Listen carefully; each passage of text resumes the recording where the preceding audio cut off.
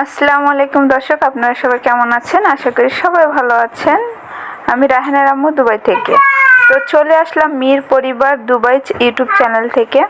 তো দেখতেই পাচ্ছেন রায়হান, রাহিম, আয়েশা ঘুমাচ্ছে। যারা আমার ভিডিও দেখেন তারা তো রায়হান, রাহিম, আয়েশাকে ভালো করে চিনেন। আর দেখুন ওদের ঘুমের অবস্থা কি, 3 ভাই বোনের। তো বাচ্চারা কিন্তু এভাবেই ঘুমায়, এত বড় খাট, তারপরে ওদের মানে এক জায়গায় দলা হয়ে শুতে হবে, এরকম অবস্থা। তো দেখতেই পাচ্ছেন। আর আমি কিন্তু উঠে গেছি। তো আমি এখন সকালবেলা রাহিমকে নাস্তা বানিয়ে দিচ্ছি। এটা হলো পাতাকপি, পার্পল কালার। তো আমার কাছে যে কোনো পাতাকপি মানে সবজি দিয়ে আমি ডিমটা ভাজি করে নিব। তো এখানে 2টা ডিম দিয়েছি, পেঁয়াজ, টমেটো, তার পাতাকপি দিয়ে আমি এটা ডিমটা ভেজে নিচ্ছি।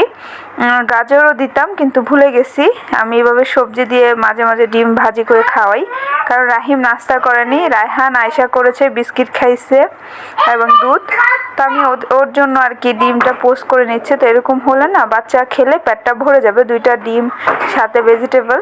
আর এই দেখুন ডিমটা কিন্তু ভাঙেনি, আমি একদম মিডিয়াম করে আস্তে আস্তে কিন্তু ডিমটা বানালাম, রান্না করলাম। তো আমি সবসময় এটাই করি।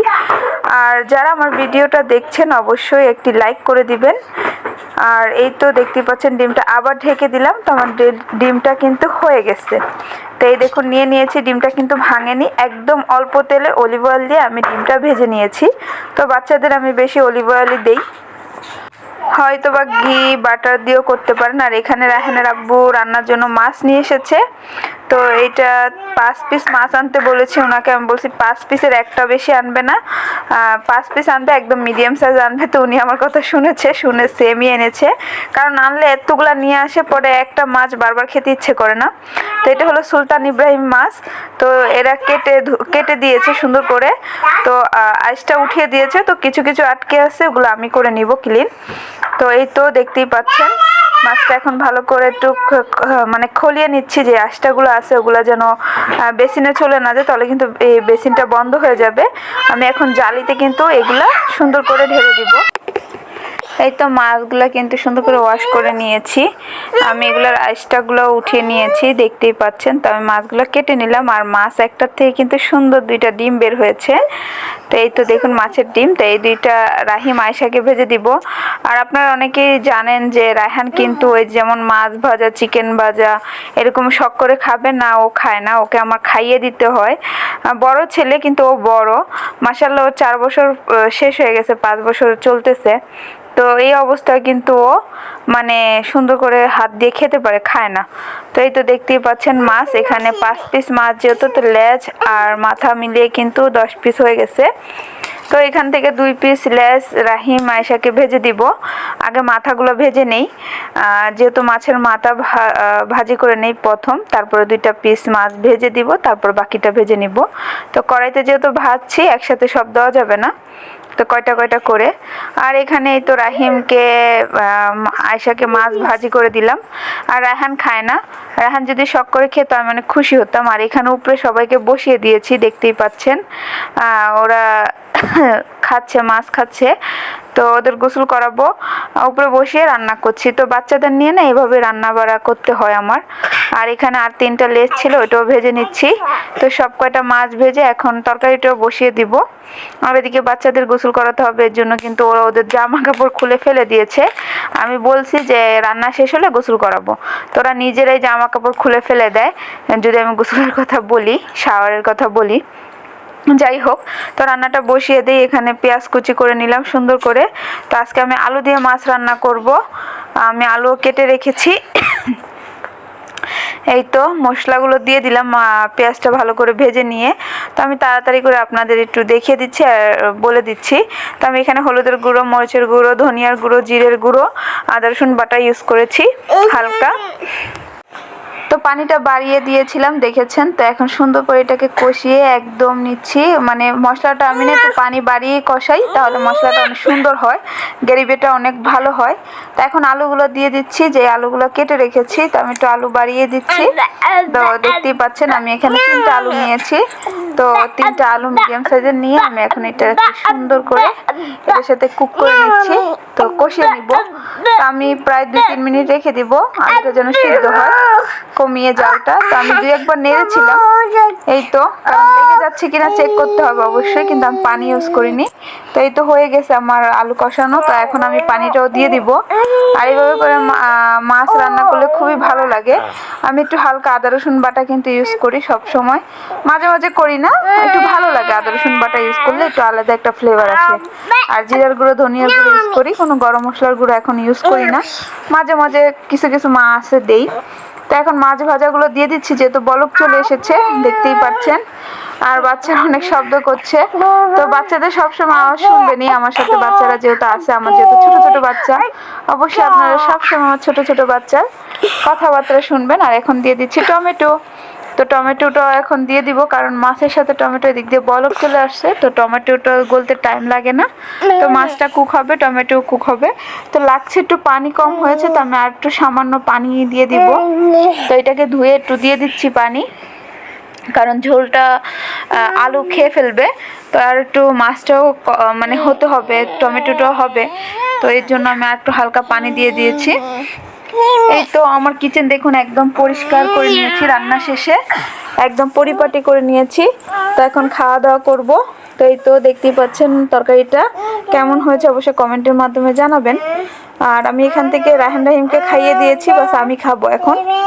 আয়েশাকেও খাইয়ে দিয়েছি। এই তো চুলাটাও ক্লিন করে নিয়েছি, দেখতেই পাচ্ছেন একদম ঝকঝকা চকচকা যেটাকে বলে। চুলা ক্লিন করে কিন্তু ভাতও রান্না করেছি আমি। এই যে পাকঘর একদম ক্লিন। আর থালা বাসন ধুয়ে নিয়েছি, পরে উঠাবো, এখনো উঠাইনি, কারণ এখন খাওয়া দাওয়া করে নিব। দেখুন আয়েশা বুড়ি ওদের দুজনকে ডাকতেছে, ওরা দুজন শুইছে। যাও বাবা, গো স্লিপিং গো। তো এখানে দেখুন কাপড় চোপড় মেলে দিছি, দেখুন শুকাতে। এই দেখুন ওর গলা শুনুন, ওর গলা শুনুন, দেখছেন?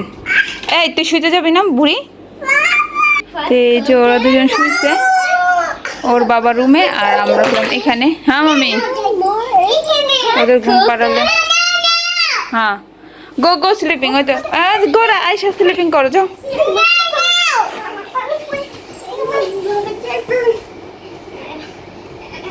দেখছেন এই মেয়েটা একদম ডর ভয় কিচ্ছু নাই, না মাকে ডরায় না কিচ্ছু না। এই আয়সা স্লিপিং করবে না, করবে না। রাহান স্লিপিং টু ব্রাদার, ওকে?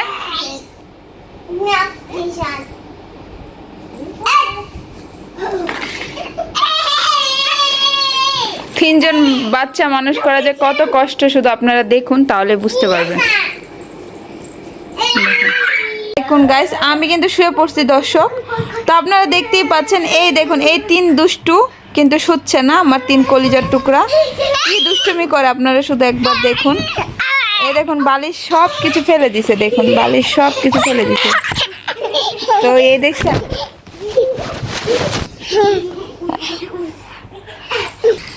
দেখেন এসে কিন্তু আমার মোবাইলও ফেলে দিচ্ছে থাপ্পড় মেরে। এই দেখুন দেখুন, এদের কোনো ঘুমের খবর আছে? কোনো খবর নেই। আমাকে এইভাবে করে ঝালায়, আপনারা জানেন আমি যে কি যন্ত্রণা বুক করি। আর আপনারা কেউ কেউ কমেন্ট করেন যে আমার ঘর কেন এত গান্দা থাকে। ভাই আমি থাকি প্রবাসে। এই দেখুন আমার বাচ্চারা কি করে শুধু একটু দেখবেন। আমি এই যে কাপড় চোপড় ধুয়ে একটু মেলে দিছি, রাত হয়ে গেছে তারপরেও দেখুন ওদের দুষ্টুমি কমে না। তো এই বাচ্চাগুলো নিয়ে এত কষ্ট করে। আর আমার ঘর যদি মনে করেন ডাটি হয়, কিন্তু তারপরেও মনে করেন আমার ঘর ক্লিন, কারণ কেন আমার ঘরে কোনো ময়লা তেল কাজটা, তারপর ফ্লোরে যে মানুষের খাবার দাবার থাকে এরকম থাকে না।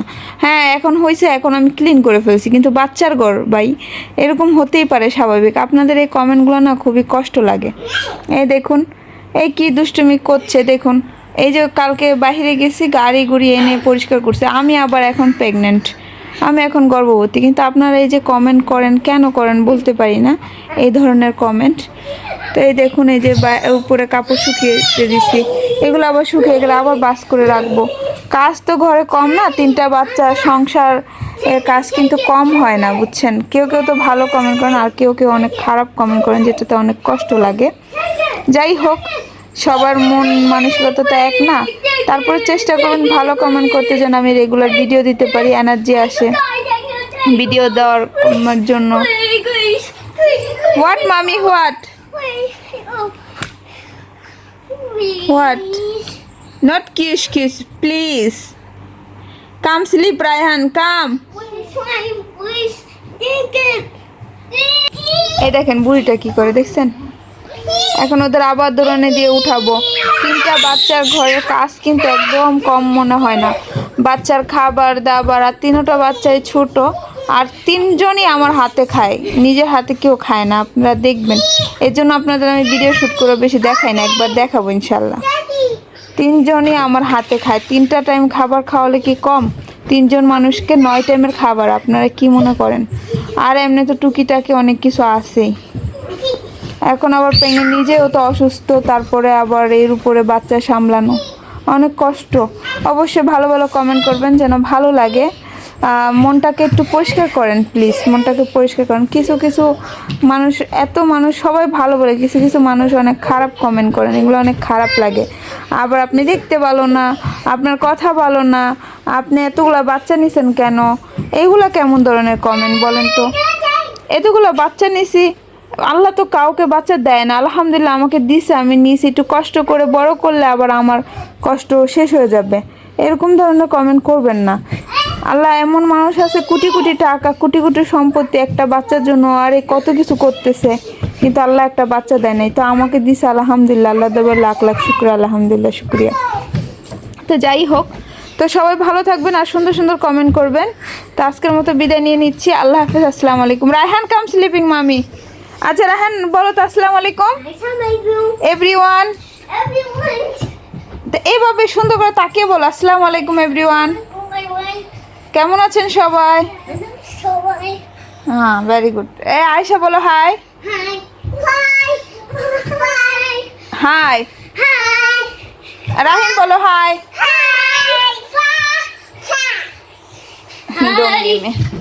ওকে, তো সবাই ভালো থাকবেন, সুস্থ থাকবেন। আল্লাহ হাফিজ, আজকের মতো বিদায়। আল্লাহ হাফিজ, আসসালামু আলাইকুম।